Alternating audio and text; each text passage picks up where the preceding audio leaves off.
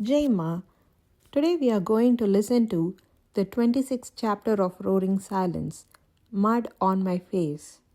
In my long life as a sannyasi, one of the enlightenments I got is that a sannyasi should be very cautious in his vyavaharas, especially a sannyasi who puts his life as a servant to the society. He should be very calculative and conscious in each and every step.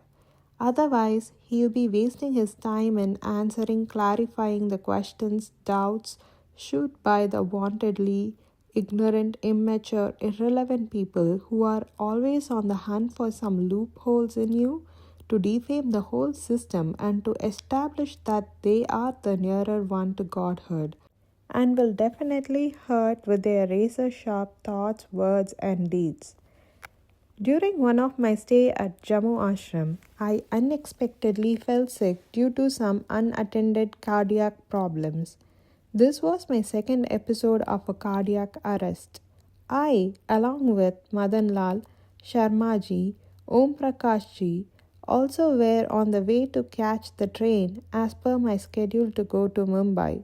On the way in the car itself, felt severe heart pain and was admitted in a hospital at Pathankot, a city in Punjab.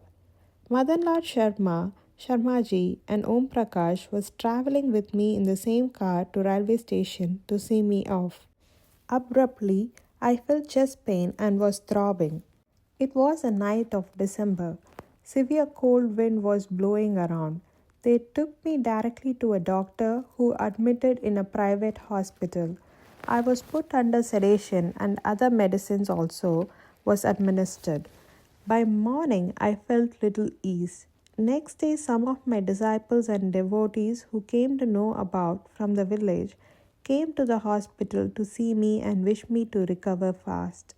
As the attack this time was severe than the previous one, doctors advised hospitalization for 9 days, later with an instruction to be in bed rest for at least 1 month.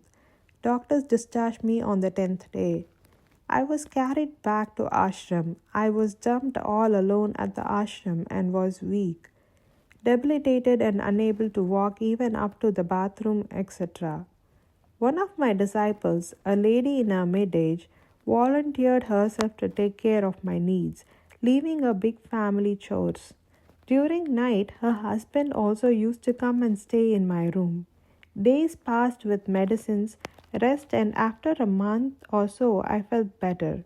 Now I can move on my own and take care of my personal needs. I asked with thanks that husband and wife now that they can take a leave, attend their household, and I will take care of myself. But they declined to do so, as even now I was weak. One day, few disciples and devotees also gathered together and were sitting around me and discussing on my health. They were all praising that lady who was in my service for the last 1 month. Everybody cannot hear everybody's praise. It is a rule of nature. One of the ladies, an old woman, sitting among them, became wild and furious, started accusingly asked that lady all of a sudden, "Are you not felt ashamed to take a young man to bathroom, giving bath, etc.? You too should feel this is not good. Why? In this village there are a lot of young boys and men are there. None of them came to do any seva like this. I doubt on your character." I thought first it a tongue slip. There was a disturbing silence gripped the room for a few minutes. I was shocked to hear. I never expected such a thing. It was in good faith the whole family was there, and the villagers sitting near were looking at each other, but none had any clue or courage unto what to answer or came forward in supporting of her. Such was the height of ignorance of the people whom I was wishing and dreaming to make prosperous in all fields of life.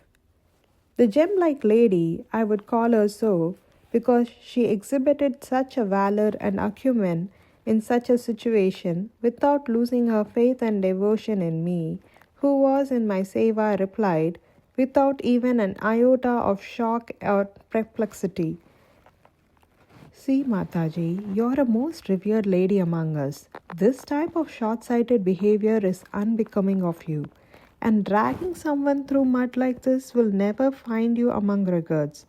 I am serving my Guruji. After accepting one as Guru, his status become higher than any other relation.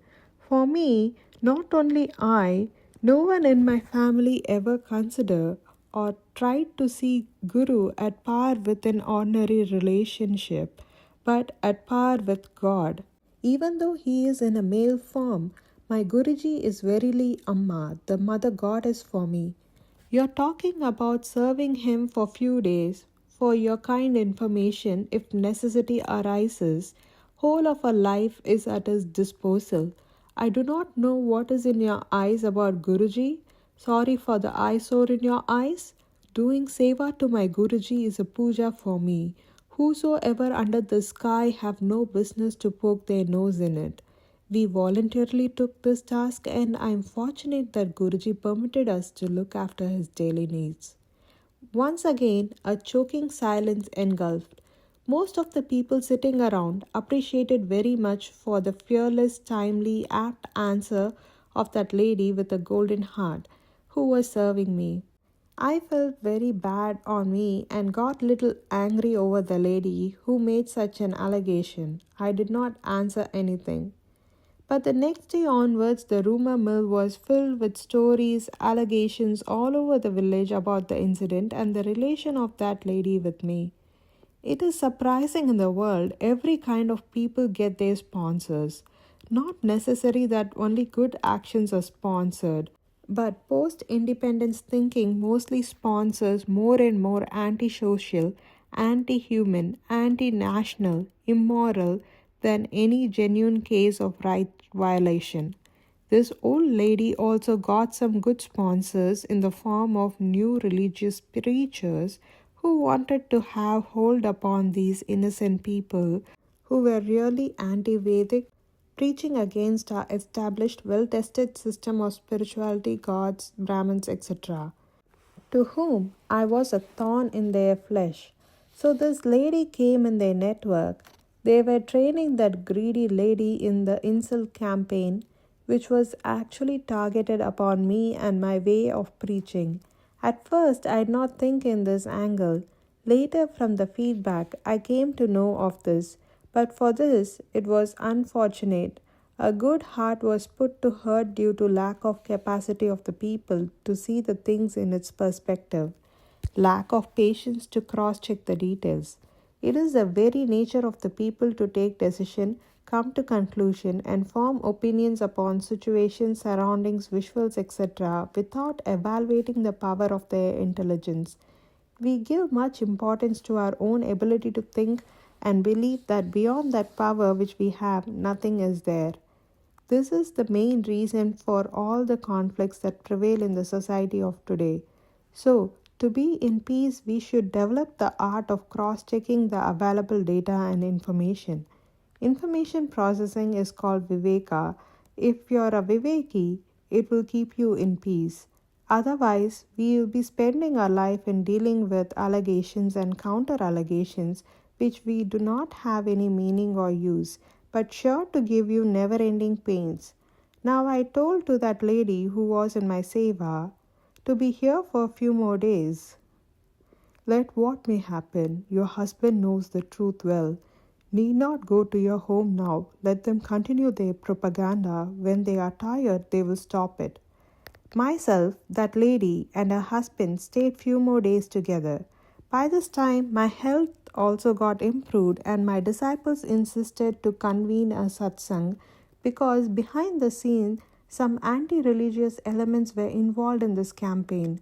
The village becoming divided, and more people are instigated, induced, persuaded, attracted to adopt the new religion of cunning people. So that the air could be cleared, next day itself a satsang was started. Almost all my devotees spread around the village attended. I gave a befitting reply to all those who criticized me, and that lady too was managed to attend the satsang without any sense of guilt. I told them, remove the black specks, which were donated free by the anti-Vedic elements so that you all become their followers in spite of the fact you are in a higher social order so that you can see the sky clear. Do you want to hear the dividing tactics as bhakti? One day may come that you cannot live with your parents also, leave alone with the outside world. After 2 days, I placed before them many proofs that due to this plot by them it happened. I admonished them, if you become greedy for some benefits, one day you will lose your originality and brainwashed. I heard after I left Ramnagar, they have purchased a land and built the satsang hall also. After hearing this explanation, the old woman recognized the people who also sponsored her to do this, stood up in the middle of satsang. The lady who started blaming and throwing mud on us came forward and asked for pardon for her wrongdoings. I told, okay, but it is a warning bell for all of you. That's all. For thousands of years, especially after the so-called independence, the whole world have understood the power of sacrifice, tyaga, upon which our Indian way of life is established, and they want that Indians to stop thinking. If Indians start thinking, people who have made their living prostitution-oriented started to face difficult to exist and survive. So they made a conspiracy to defame the social order. Indian social order mainly dominated by temples and ashrams. So they target these entities for their survival. They exploit the human weakness called poverty to their benefit. So by chance or by choice, I too happened to face the bite, but for the dedicated devotion of the lady who served me, a big plot went airless. Rather, it served as test for them to become more devoted towards me. Even now, she is one of the highly reliable Shishya, that is disciple of me.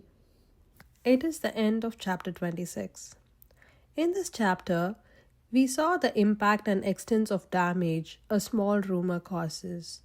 The dirt initially spilled was purely because of a small spark of jealousy. But once acted on jealousy, unless caught early, it leads us down some dangerous path and becomes hard to return back. Always remember, a lotus will remain untouched by dirt irrespective it being surrounded by dirty waters. So what's this point of spewing dirt?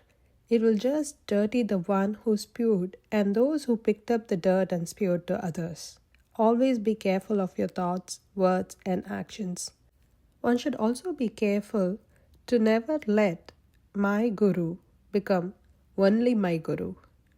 A real guru's role is not just limited to a few handful of people around him, but extends to many beings of the world. If the role of just a guru is such, imagine the role of an Avadhoota. An Avadhoota belongs to all in the universe. He is not limited by his physical form or location. If you enjoyed this video, please do share with your family and friends. Chapter 27 will be released next Sunday. Jai Ma.